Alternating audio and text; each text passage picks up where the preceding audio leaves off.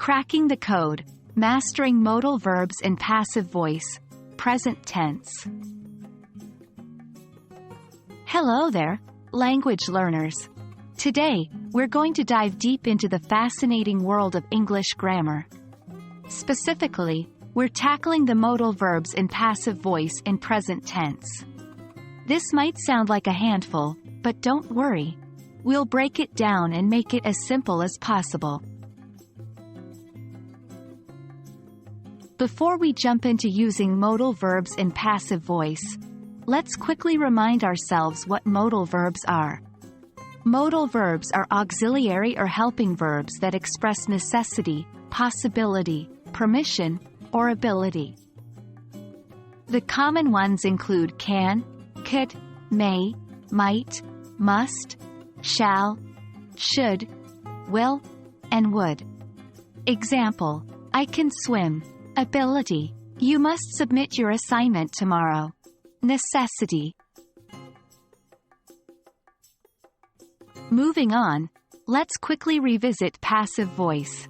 Remember, a sentence is in the passive voice when the subject of the sentence has an action done to it by someone or something else. Example: the cake was eaten by John. Passive: John ate the cake.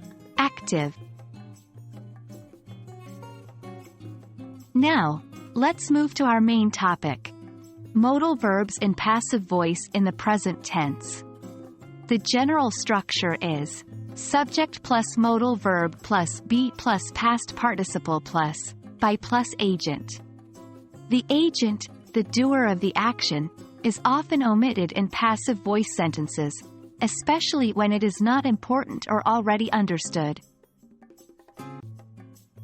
Let's see some examples. The report can be finished tonight. Possibility: the cookies must be baked by now. Necessity: note that the choice of modal verb impacts the meaning of the sentence. Alright, time for some practice. Practice is key when it comes to mastering any grammar topic. Try creating your own sentences using modal verbs in passive voice in present tense. Example sentence structure: the dishes, blank, insert modal verb, be cleaned by now.